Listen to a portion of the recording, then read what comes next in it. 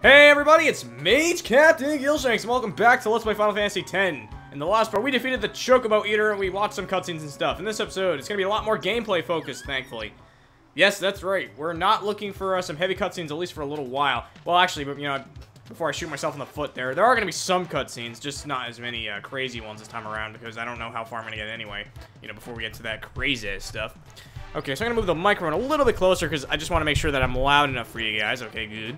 Now that we're on a Chocobo, the first thing you'll notice is that I'm not pulling my hair out because we're not getting into random encounters. That's one of the great things about Chocobos. You ride around really fast, and you don't have to worry about random encounters. Now, off screen, I made it so that Pidgeot got back to his overdrive, so we are going to... I hope this is the... No, it's not the right area. Excuse me. Sorry about that. Yeah, oh, they have all these little side paths here, and I keep forgetting where I'm actually supposed to go. Now, 2 episodes ago... Really? Is it in the next screen like that? Huh. That's kind of interesting. Alright, anyway, 2 episodes ago, we talked about how, you know, I introduced you to the character Belgamine, sort of. Well, more so, I just sort of showed her on the map. But, now we're actually gonna go and talk to her, because we want to... Really? She's this far back, or am I freaking missing her, and I'm gonna have to cut before I freaking find her, because it's a linear path! How hard can it be to find somebody? Okay, hopefully this is it. Yes, okay, good. So we're gonna get off the Chocobo for just a sec here. Now, you do this by hitting the circle button. I almost hit X for a second there. I'm too used to playing Final Fantasy VII, I guess. Alright, so. You want to make sure that you have Pidgeot's overdrive full, and you want to have Yuna's overdrive full as well. Ifrit is actually useless to you in this battle, and you're about to see why for a sec. Or, excuse me, in a sec. Ah, a summoner party. Yes. You too? Yes, we are. We are a summoner and her guardians. My name is Belgamine. You are? My name is And... Seymour. Apparently, she's a fan of Princess Leia, I guess. I don't know what else to tell you. Well, it's not really her hair, so I guess it doesn't count. Can you imagine if, like, Princess Leia actually had hats, though, and she put it on the hair like that? Yes. And, like, that's what it kind of reminded me of. Like, I imagine underneath, her hair has got to be like Princess Leia, because how else would you hold that up? Then again, am I really questioning physics in a world where, we have a... Oh, never mind. Let me just flash Seymour on screen or something like that. Oh, damn it, don't give yourself more work to do in editing. Bad Let's Player. Okay, you know what? We're gonna fight this bitch now, because we're gonna get something pretty nice for defeating her. So let's do that. Oh, she heals the Aeons, meaning I didn't have to waste time off screen going back to the inn to heal the Aeon. Crap, I forgot about that. Not a big deal, though. So, as you can see, she's summoning her own Ifrit. And yes, I know, I'm sorry, I know a couple of you now mentioned the whole battle animation thing. I apologize for that. I forgot to do it, so we'll take care of that off screen, I guess. Sorry about that. Maybe I'll just cut out the animation. Actually, you know what? For the time being, since I forgot to turn the animations off, I can just cut them out. Not a big deal. Show me how strong I will link you. Alright, so we're going to summon Pidgeot. In any case, we're going to use our Energy Blast attack, and hopefully 2 of these should pretty much do the trick. I don't remember exactly what Ifrit's HP is right now, or at least her Ifrit, but of course I'll flash it on screen as always. I think it's around 3,500. I'm not 100% sure about that, though, so don't quote me on it yet. Just go by what I flash on screen. That's a lot more accurate than what I'm thinking about right now. Apparently, I guess I was right about that, because I was saying 3,500. We got it in one shot. Damn. That was... Okay, I guess I didn't need to bother getting Valifer's overdrive back up, because Yuna already had her Grand Summon from when we did that before. Alright, good. Yeah, stop. That is enough. You mean I can't kill you, too? Ah, you bitch.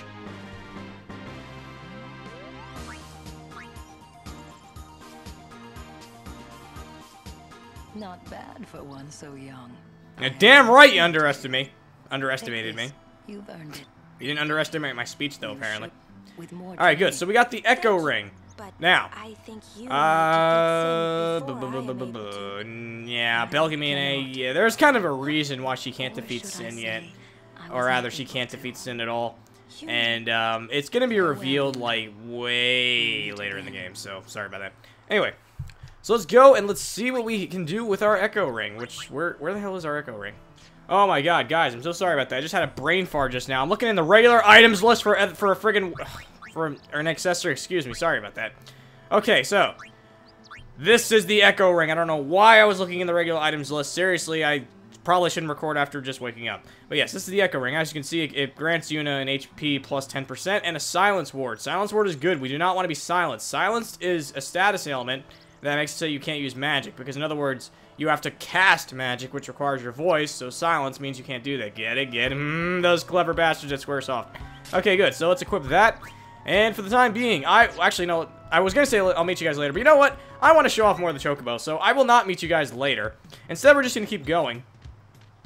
and we're going to go further into the Mihen High Road. Now, we have a number of items to pick up, and all of which are kind of a pain in the ass to find, which means I had to do a little bit of research before recording this video, but that does not bother me because I want to make sure we get these because they're very important. So, let's keep going forward. Look how fast. Can you imagine if we were doing it the first time we went through Mihen High Road? I wouldn't have spent a whole video doing this. That would have been incredible.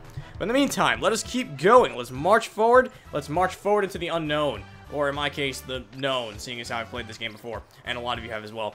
And let's enjoy the beautiful view of the Chocobo's ass, because that's the only thing that the camera's actually going to focus on, because what else can it focus on, seeing as how, you know, it's the camera's behind us. Okay, so let's keep going this way. And now we're finally going to march forward. I feel like we spent the last 3 videos in the same friggin' area. Like, we have not, I feel like there's like a blockade here. Like, we just haven't moved forward at all. But that's because we spent the whole last video just basically doing a boss battle right here. A boss battle, we're doing a boss battle. Okay. So let's go here, and now we're up to the high road and the old road portion of the Mihen section of the game. What this means is that there's actually 2 paths here, and you can't get to the second path right away, so we actually have to go through just the first path. Now, we do have a, we have an Albed primer to pick up right along here. Now, hopefully I can find it, because it's kind of a pain in the ass. I know it's in this general area, but it's always really small and kind of hard to find, so let's go slowly. And let's take a look around. By the way, see that little yellow thing right there? That's a Chocobo feather. That's going to be important in just a bit. But in the meantime, let's keep going over here. See if I can find my... Wait, is that it? Yes! Okay, good. We now have 9 Albed primers. Excellent. Now let's go back to this Chocobo feather. And you want to hit X right by it. Now, Chocobo feathers are these little cleverly placed... I guess you could say like a path opener, so to speak. Because usually it'll cause the Chocobo to do some kind of crazy move like that and access a new area. Usually you can find a new item here, or in a later part of the game, it'll actually take you to an entirely new section. But for the time being, it just takes you to secret items. So we got the heat lance up there, which we don't really need, but I felt like picking it up anyway, just because it's, you know, it's there and it's not all that hard to get. Now on the map, you might have noticed before that there were actually 2 paths, and 2 red markers, because they both lead to the same spot, which is where we're actually supposed to go in accordance with the plot. However, before that, we want to open this chest, actually, before anything, before I get too ahead of myself. Got 2 high potions there. The high potions will always come in handy, especially in a no sphere grid run. So, now that we want to come down here, welcome to the Old Road, a section of the game that I used to skip every single time because I didn't even know it was here until my first time going through the no sphere grid run. And apparently it actually, well, not apparently, I know why it is. But it actually is very important that you come down here and pick up some of the items that are here. There are going to be a couple more Chocobo feathers and all that fine and good stuff. So, okay, random ass cut, but I was having a hard time finding that Chocobo feather. So I had to go scout around a little bit. I spent a couple minutes doing that, so there's absolutely no reason to show that. Now, the Chocobo feather I was actually looking for, I was looking down there like a dumbass. It's actually over here. It's very hard to see. I didn't realize it was this far up, honestly. I thought it was further down in the path. We're going to go up here, and we're going to collect 2 weapons, I believe, for, not just 1. And the first one is the Thunderblade, which is a weapon for Titus. It has a lightning strike ability, so that's going to come in handy somewhat later. And the other one is a Scout for Waka. Now, Scouts are typically blitz balls that give you the ability to scan for an enemy's HP.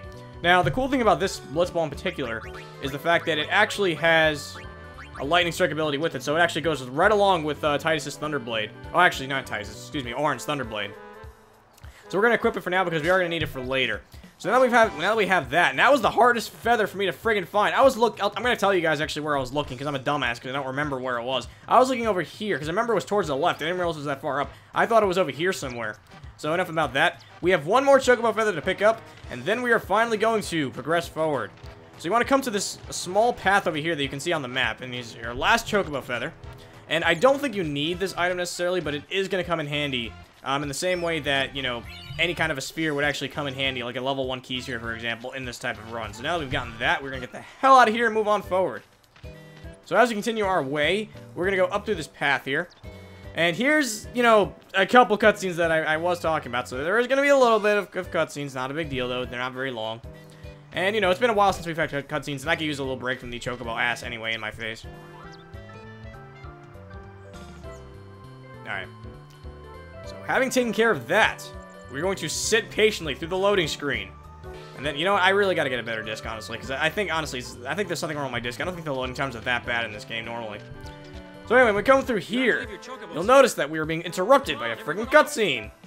It's like, bitch, I'm on a Chocobo, okay? I'm on a motherfucking Chocobo. So I don't even want to hear your bullshit. I just want to keep going forward. Gata and Luzu reporting, sir. This is the last of them. Good to have you with us. Go on through. Show me how to play Blitz sometime. Wait around. We'll have Sin beaten in no time.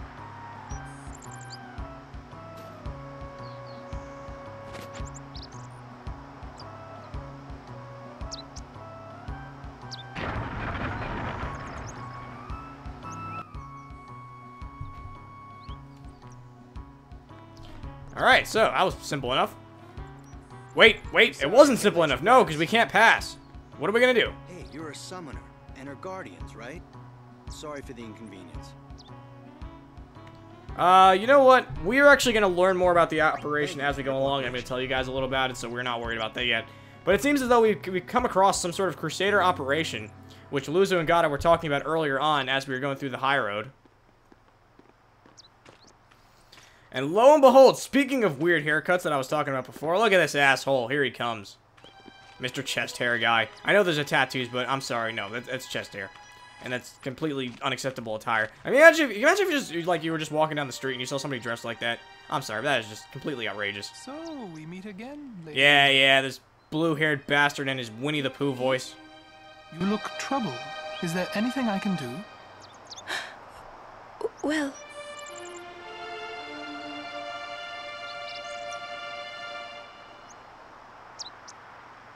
I see. Maester Seymour, let me show you to the command center. Hold. I have a request. Yes, Your Grace. I need to have Summoner Yuna and her guardians let through to the command center. But Maester Seymour. Maester Seymour, sir. Do not worry. I will take full responsibility. Very well, they may pass. Hey, maybe, you know what? I was making fun of Seymour. Maybe he's not that bad of a guy. He's letting us pass now. Hey, I'm sorry, Seymour. I'm sorry to make fun of you so much. I mean, the chest hair thing is a little weird. But, hey, you know what? You let us through. Because, you know what? thank you, Your Grace. I hate to break it to you guys, but this game is very linear. If we were blocked off here, we would be screwed. We would have absolutely nowhere to go because nothing really exists outside these corridors, these well-disguised corridors. Yuna, They're not so it's well-disguised in time to Final Fantasy 13, though, I gotta say. Right. Even Lulu's giving a look like that dress. That I don't know. That attire is completely unacceptable. It's funny when Lulu would actually give somebody that look. He's a maester. Better get used to it, yeah? And Waka, of course, is very loyal because, you know, the Maester is kind of like the equivalent to, I guess you could say, the Bishop. You're going to see, like, the whole Vatican of sorts, you know, later on in the game when we get to a certain area called Bavel. I don't want to spoil anything yet. I'm just naming towns, honestly. I don't want to spoil anything plot-related. Alright, so we're going to go forward here, and should I end the video, or is it too short of a video? I want to keep going a little bit. Even if this is kind of a longer one, because I do want to get through this next area. Or at least get to the next save point, hell. So now we finally made it through the end of the Mihen High Road. Welcome to the Mushroom Rock Road. And of course, we actually have some more cutscenes here.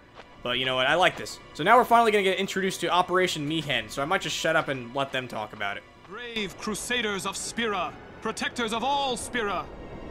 Believe in the path you have chosen. Let faith be your strength. I, Seymour Guado, Maester of Yevon, will bear witness to your deeds today. Sir! What's going on? Why is Maester Seymour backing the Crusaders, eh? They're using Albed's Machina. They're violating the teachings. Even going against the teachings, they're willing to risk it for the greater good. Waka, I think Maester Seymour sees that too. But Lulu! I can only speculate. Ask him yourself.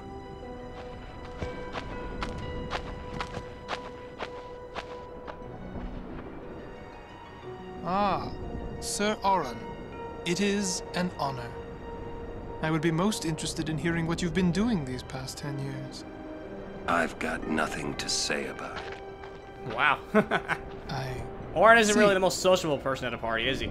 Sir Oran must be a great asset as a guardian. Your Grace! Please, there's no need for formalities. Excuse me, Maester Seymour. Why is your lordship present here, sir? Please, speak as you normally would. Isn't this operation against the teachings of Yevon? Aren't you gonna stop them? It's true. I should. However, both the Crusaders and the Al Bhed truly wish peace for Spira. This Operation Mi'ihen was born from that wish they share. Although it may be sacrilege to Yevon, their intentions are pure. And I, Seymour Guado, the person, not the Maester of Yevon, as a denizen of Spira, I wish them well in their endeavor. But using Machina, that's bad, isn't it? Pretend you didn't see them. Beg your pardon, but that's not something a Maester should say. Then pretend I didn't say it. You're kidding. From the first time I laid eyes on him, I never did like Seymour. But you know, some of the things he said that day, they made a lot of sense to me.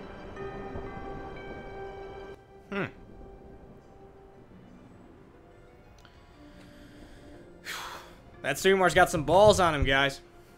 Alright. That cutscene went on a little bit longer than I was expecting to, so I'm probably going to end things off for today here, I guess. Thank you guys for watching. In the next episode of Let's Play Final Fantasy X, we're going to go through the Mushroom Rock Road, and we're going to make our way to a next, I guess you could say the next boss battle that's actually, a major challenge in this No Figured run. So see you guys next time!